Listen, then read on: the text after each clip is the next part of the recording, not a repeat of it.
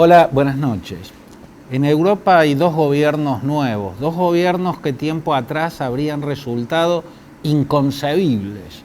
En Italia, por primera vez desde la ejecución de Mussolini y desde que Italia fuese liberada del régimen fascista por la lucha de los partisanos y por el triunfo de las fuerzas aliadas comandadas por el general Patton y por el mariscal Montgomery, nunca un partido fascista había llegado al poder. Y esta vez el partido que encabeza el gobierno, Fratelli d'Italia, es un partido de origen fascista. Es un partido que desciende del movimiento social italiano, el MSI, la fuerza política que creó Giorgio Napolitano y otros exministros del régimen fascista tras la muerte de Mussolini y la caída del régimen en el año 1946. Fue fundado el MSI, que fue el partido de los fascistas, ¿no? Nunca llegó al poder, nunca llegó a formar parte de un gobierno. Luego se recicló en un partido más moderado que se llamó Alianza Nazionale. En ese partido el liderazgo estaba en manos de Alessandra Mussolini, la nieta del duce, y Gianfranco Fini, un seguidor, admirador de Benito Mussolini. Pero Alianza Nacional nunca había encabezado un gobierno, había llegado a ser parte de coaliciones gobernantes. Gianfranco Fini había llegado a ser ministro de Relaciones Exteriores como parte de un gobierno, pero nunca había encabezado un gobierno. Esta vez entró en funciones una coalición de derecha dura, donde está el partido La Liga, que encabeza Matteo Salvini, está Forza Italia,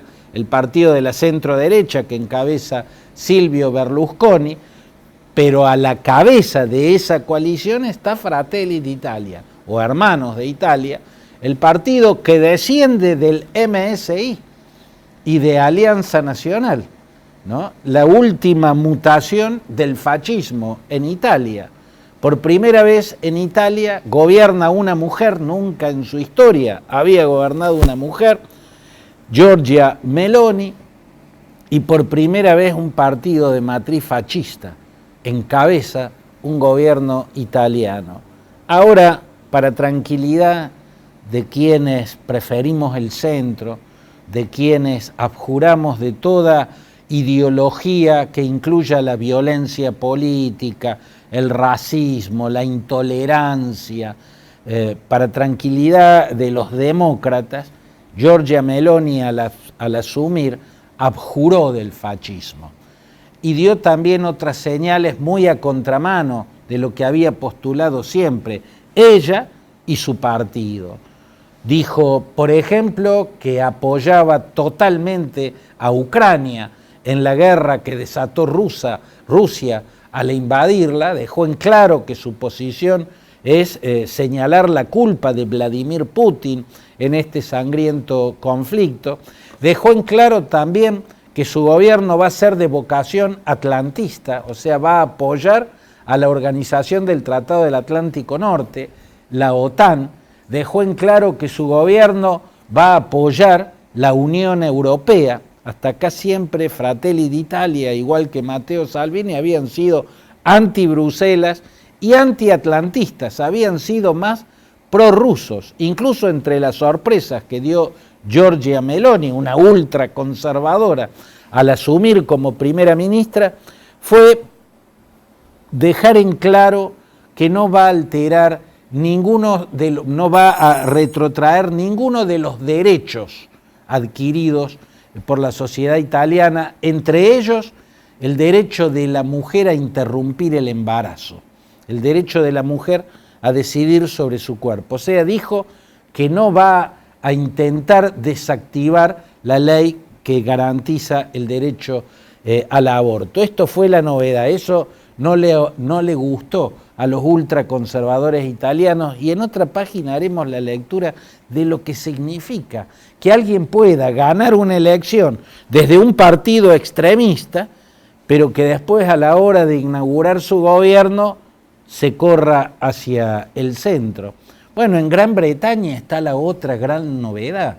La reina Victoria jamás se habrá imaginado, igual que ningún otro británico, cuando la India era la mayor joya de la corona de la emperatriz, la mayor joya de la corona del reino, jamás se habrá imaginado que algún día un descendiente de indios, un hombre de familia originada en la India y de religión hindú, se iba a convertir en primer ministro del Reino Unido de la Gran Bretaña.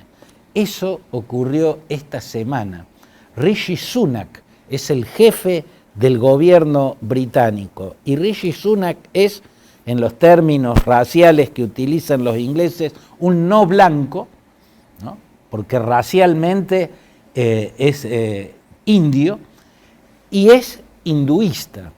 Rishi Sunak, cuando asumió por primera vez como miembro de la Cámara de los Comunes y ahora al asumir como primer ministro, no juró por una Biblia, no juró por un texto cristiano, juró sobre el Bhagavad Gita, que es uno de los textos sagrados del hinduismo. El Bhagavad Gita es el libro en el cual Krishna, una de las encarnaciones de Vishnu, enseña la justicia, el sentido de la justicia, enseña el sentido del equilibrio, el sentido de la sensatez.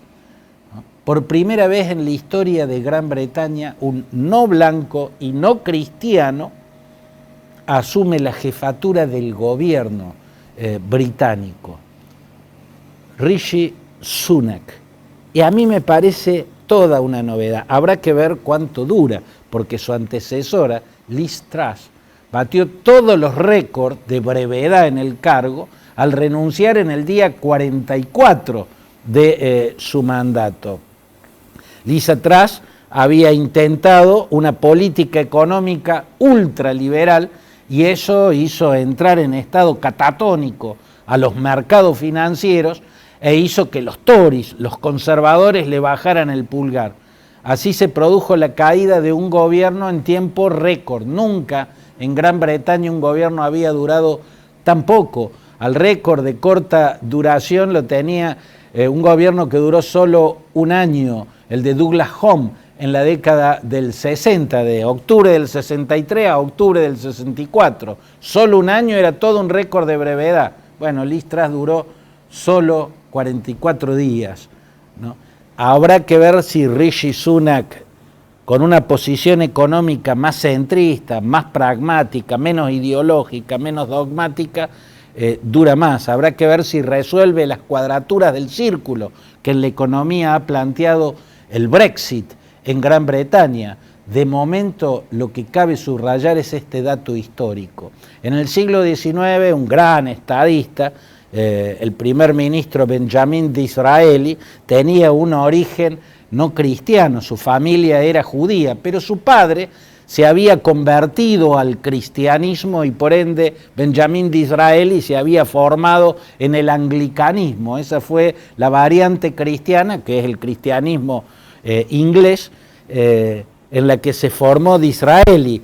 Cuando juró como primer ministro del gobierno de la reina Victoria, lo hizo sobre una Biblia.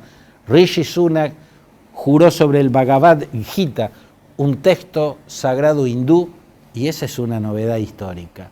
Vamos a un corte muy breve y el cierre de esta página. Pinturería Fantini, tienda de pinturas.